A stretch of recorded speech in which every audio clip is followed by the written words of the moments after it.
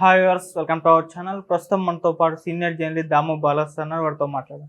నమస్కారం సార్. నమస్తే సార్, కేసీఆర్ గారి పైన ఎలక్షన్ కమిషన్ చర్యలు తీసుకుంది సార్. దాదాపు 48 గంటలు ఆయన ప్రచారానికి దూరంగా ఉండాలని చెప్పేసింది. మరి ఎందుకంటారు? అంటే కేసీఆర్ గారు ఏం మాట్లాడారు సార్? నిన్న ఈసీ ఇచ్చిన నోటీస్ చూశాను నేను, మీడియాలో వైరల్ అవుతుంది.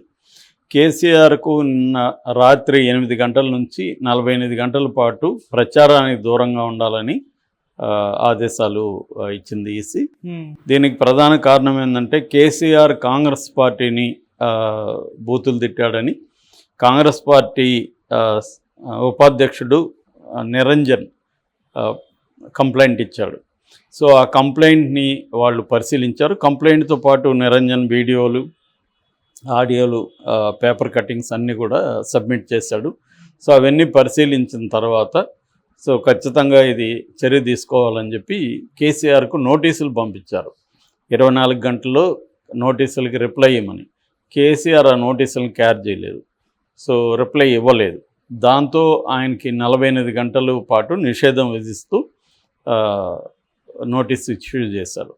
సో ఇది ఏంటంటే బేసిక్గా ఆయన రకరకాల పదాలు వాడారు అనేది ఉంది. ఒకటేమో లత్కోర్ అనే పదం, తర్వాత కుక్కల కొడుకులు అని, తర్వాత గొంతు కొరికి చంపేస్తామని, తర్వాత చెవటలు దద్దములు అని 2 పదాలు, తర్వాత నిరోధులు అమ్ముకోండి, పాపడ్లు అమ్ముకోండి అని, ఇది ప్రధానంగా దాంట్లో ఉన్నది. సో ఇటువంటి వాడడం అనేది ఎలక్షన్ కోడ్ నిబంధనలకి విరుద్ధం కాబట్టి మీ మీద చర్య తీసుకుంటున్నాం అని. సో ఇక్కడ ఇప్పుడు అనేక ప్రశ్నలు ముందుకు వస్తాయి. ఒకటి, కేసీఆర్ వైపు నుంచి చూసినప్పుడు కేసీఆర్ భాష అనేది ఎప్పటి నుంచో ఇదే. ఒకప్పుడేమో ఇది మా తెలంగాణ భాష, మేము ఇలాగ మాట్లాడుతూ ఉన్నాం. తెలంగాణలో కాదు, గ్రామాల్లో, చాలా గ్రామాల్లో బూతులు మాట్లాడతారు జనం. కానీ అదే ఇక్కడ మాట్లాడడం అనేది బాగుండదని ఒక ఇది ఉంటుంది. పబ్లిక్ స్పేస్లో ఒకటి, మన ప్రైవేట్ లైఫ్లో మాట్లాడే భాష వేరుగా ఉంటుంది, పబ్లిక్లో మాట్లాడే భాష వేరుగా ఉంటుంది. సో మొన్న కూడా ఇంటర్వ్యూకి వచ్చినప్పుడు కూడా TV9కి ఆయన ఇది అడిగినప్పుడు నేను అప్పుడు ఉద్యమ సమయంలో కావాలనే కొంత చేశాను రెచ్చగొట్టడానికి. ఆ తర్వాత నేను అది లేదు, నాది కొద్దిగా హార్ష్గా ఉంటుంది, సెటైర్ ఉంటుంది, కానీ నేను అసభ్యంగా మాట్లాడిన అన్నాడు. కానీ ఆయన మాట్లాడేవన్నీ అట్లాగే ఉంటాయి. రేవంత్ రెడ్డి కూడా సేమ్, వీళ్ళిద్దరికీ ఏమి తేడా పెద్దగా లేదు. తర్వాత ఆయన ఎవరు, అయ్యన్న పాత్రుడు ఒక స్పెషలిస్టు, పటాబ్ ఒక స్పెషలిస్టు, అట్లా తెలుగుదేశంలో ఎక్కువ స్పెషలిస్టులు కనబడతారు. ఇటేమో రోజా, నాని మాత్రం మనకి ఆ భాష మాట్లాడే విషయంలో, మిగతా ఊరు అంతా ఆ భాష మాట్లాడేవాళ్ళు వైసీపీలో ఎక్కువ కనపడరు. కానీ తెలుగుదేశంలో చాలామంది డాక్టర్లు ఉన్నారు, స్పెషలిస్టులు. సో అట్లా ఇక్కడ ఏమో నాయకులేమో అక్కడేమో చంద్రబాబు ఆ భాష మాట్లాడు, జగన్ ఆ భాష మాట్లాడు, కొంతవరకు పవన్ కళ్యాణ్ మాట్లాడతాడు, మళ్ళీ బూతులు మాట్లాడు, కానీ మోకాళ్ళ మీద దెక్కిస్తా, కడ్రాయిరిజ్ చేస్తా, ఇట్లాంటివి వీధి రౌడీ భాష అతను మాట్లాడుతుంటాడు. కానీ జగన్ ఆ వీధి రౌడీ భాష మాట్లాడు, చంద్రబాబు కూడా మాట్లాడు, లోకేష్ కొంత మళ్ళీ వీధి రౌడీ భాష ఉంది, అంటే నేను ఎర్ర బుక్కులో పెట్టుకున్న కడ్రాయిలతో పరిగెత్తిస్తా, ఇవన్నీ అతను మాట్లాడతాడు. సో ఇక్కడ కేసీఆరే అది మాట్లాడతాడు, రేవంత్ రెడ్డి కూడా సేమ్ భాష మాట్లాడతాడు. అడిగితే కేసీఆర్ మాట్లాడినప్పుడు తప్పు లేదా, నేను మాట్లాడితే ఏందని కేసీఆర్ అంటారు, రేవంత్ రెడ్డి అంటారు. సో ఇప్పుడు కేసీఆర్ ఇలా తెలిసే మాట్లాడాడు ఒకటి. 2, ఆయనకు నోటీస్ ఇచ్చినప్పుడు ఎందుకు రిప్లై అయ్యలేదు? దీనికి మీమ్స్ పెడుతున్నారు ఆల్రెడీ కాంగ్రెస్ వాళ్ళు.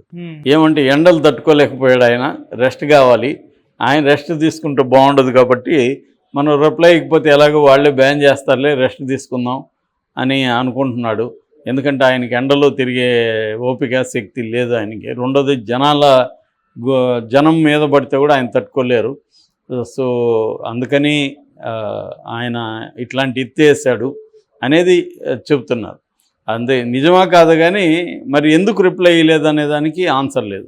సో మామూలుగా అయితే అందరూ ఇప్పుడు చంద్రబాబుకి నోటీసులు వెళ్ళాయి, జగన్కి వెళ్ళాయి, వాళ్ళందరూ రిప్లైలు ఇచ్చారు. రిప్లైలు ఇచ్చితే కొంత నేను దీని పట్ల విచారిస్తున్నాను, నేను అలా మాట్లాడాల్సింది కాదు, లేదా నేను ఈ సందర్భంలో ఇలా అన్నాను, నా ఉద్దేశం అది కాదు, ఏదో ఇస్తారు షోకాజ్ నోటీస్ ఇచ్చినప్పుడు.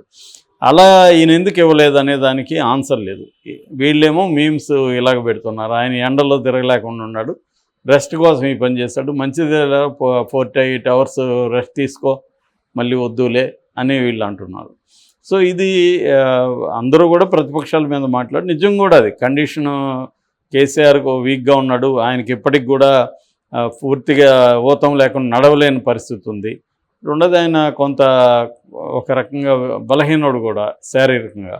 కాబట్టి ఎండలో మామూలుగానే మనం ఇక్కడ ఆఫీసుల్లోనే ఏసీ లేకుండా చాలా కష్టంగా ఉంది, ఇంకా ఈ ఎండలో పోయి చేయాలంటే 40+ ఉంది, 45 వరకు ఉంది. ఇటువంటి ఎండలు కాసేపన్నా ఉండాలి కదా, సమావేశంలో మాట్లాడాలి. సో ఖచ్చితంగా ఇబ్బంది అవుతుంది, సెగ మొత్తం వ్యవహారం, దుమ్ము ఇదంతా. సో ఆ కారణం కూడా ఉండొచ్చు.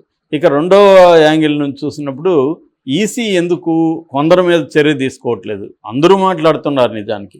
ఇప్పుడు చంద్రబాబు జగన్ని చంపేయండి అని, గ్లాస్తో పొడవండని, నిన్ను చంపితే ఏంటి అని ఇలాగంతా ఓపెన్గానే మాట్లాడారు, వీడియోలు వచ్చాయి. మరి ఆయన మీద ఎందుకు బ్యాన్ పెట్టలేదు? జగన్ పశుపతి అంటున్నాడు చంద్రబాబుని, చంద్రముఖి అంటున్నాడు, కొండ చెలువ అంటున్నాడు, ఇలాగా జగన్ కూడా అంటున్నాడు కదా. ఇంకా పవన్ కళ్యాణ్కి నోటికి అడ్డే లేకుండా మాట్లాడుతున్నాడు, ఇష్టం వచ్చినట్టుగా. మోకాళ్ళ మీద నడిపిస్తాను అన్నాడు మొన్న కూడా, రౌడీలు అంటున్నాడు, మోకాళ్ళ మీద నడిపిస్తాను అంటున్నాడు, నరకం చూపిస్తాను అంటున్నాడు. ఇట్లాంటి భాష ఆయన కూడా మాట్లాడుతున్నాడు. అసలు మాట్లాడిన వాళ్ళు ఎవరు? వాళ్ళకందరికీ లేని ఇంపోజ్ చేయడం రూల్స్ ఇతనికి మాత్రమే, కేసీఆర్కి మాత్రమే ఎందుకు వచ్చింది అనేది చూసుకున్నప్పుడు ఖచ్చితంగా ఇక్కడ ఏదో పక్షపాత ధోరణి కనిపిస్తుంది ఈసీలో కూడా. ఎవరు? బీజేపీ వాళ్ళు. సుప్రీంకోర్టు లేకుండా ఈ బిల్లు ప్రకారం ఏంటంటే ఈసీ నియమించే అధికారం ఒక కమిటీకి ఉంటుంది. ఆ కమిటీలో ప్రధానమంత్రి ఉంటాడు, ఒక కేంద్ర క్యాబినెట్ మినిస్టర్ ఉంటాడు, ప్రతిపక్ష నాయకుడు ఉంటాడు. సో ముగ్గురు ఉంటారు. ముగ్గురులో ఇద్దరిదే మెజారిటీ కదా, ఇద్దరు వీళ్ళే కదా, బీజేపీ పిఎం అండ్ కేంద్ర క్యాబినెట్ మినిస్టర్. సో వీళ్ళిద్దరూ చెప్పిన వాళ్ళే అక్కడ ఉంటారు ఎలక్షన్ కమిషనర్లుగా. ముగ్గురిని వీళ్ళే నియమిస్తారు. సో వీళ్ళు నియమించినప్పుడు వీళ్ళ కంట్రోల్లోనే ఉంటారుగా వాళ్ళు ఎలాగో. సో కాబట్టి ఎలక్షన్ కమిషన్ అనేది అల్టిమేట్గా ప్రధాని మోడీ ఆధ్వర్యంలోనే పనిచేస్తుంది. సో అందువల్ల బీజేపీ వాళ్ళు ఏం చెప్తే ఎలక్షన్ కమిషన్ ప్రధానంగా అదే వింటుంది. ఎందుకంటే నీరవ్ మోడీ, నరేంద్ర మోడీని ఉద్దేశించి. దాంతో మోడీ అనే ఇంకొక అతను ఎవరు వచ్చి నేను కూడా హర్ట్ అయ్యాను అని అతను ఏగానే అతనికి 2 ఏళ్ళు జైలు శిక్ష వేసేసి పటపటా అని పార్లమెంట్ నుంచి తొలగించేసి ఆ ఇంట్లో నుంచి బయటికి తరిమేసి ఇంత చేశారు. మళ్ళీ సుప్రీంకోర్టు ఆపింది కాబట్టి సరిపోయింది. అంటే క్లియర్గా ప్రతి వ్యవస్థను కూడా రాజకీయ ప్రయోజనాల కోసమే ఇవాళ వాడడం అనేది ఉంది. మామూలుగా ప్రజాస్వామిక వ్యవస్థలో, వివిధ ప్రజాస్వామిక దేశంలో వివిధ వ్యవస్థలు అనేవి అటానమస్గా పనిచేయాలి. అంటే అధికారంలో ఉన్న ఎవరున్నా కూడా ఇవి ప్రజల తరపున పీపుల్ సెంటర్డ్గా పనిచేయాలి. కానీ అవి అలా పనిచేయలేదనే దానికి లేటెస్ట్ ఎగ్జాంపుల్ కేసీఆర్కి ఈ నోటీస్ ఇవ్వడం. ఎందుకంటే అందరూ మాట్లాడుతారు, రేవంత్ రెడ్డి ఎంతకంటే బూతులు మొన్నే మాట్లాడలేదా, అందరినీ మాట్లాడుతున్నాడు రేవంత్ రెడ్డి. మరి రేవంత్ రెడ్డికి ఇవ్వకుండా లత్కోర్ అన్నాడని, లేకపోతే చవటలు దద్దమ్మలు అన్నారని ఈ భాష ఎవరు మాట్లాడట్లేదు, అందరూ మాట్లాడుతున్నారు. కానీ వీళ్ళకే ఈయనకే ఎందుకు ఇచ్చారనే దగ్గర మళ్ళీ మనకి రాజకీయంగా డౌట్లు వస్తున్నాయి. Okay sir, thank you so much.